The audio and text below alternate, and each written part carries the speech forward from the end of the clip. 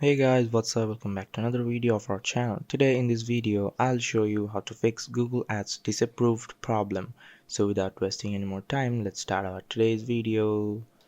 Fixing disapproved Google Ads involves understanding the reason for the disapproval and making the necessary adjustments. Here's a step-by-step guide to help you resolve this issue. Log in to your Google Ads account. Navigate to the Ads and Extensions tab. Find the disapproved ad and hover over the status to see the reason for disapproval.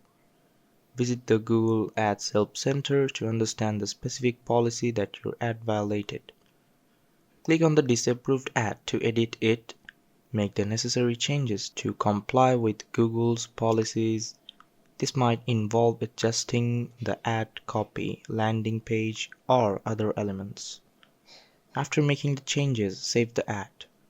Google will automatically review the ad again. This process usually takes about 1 business day.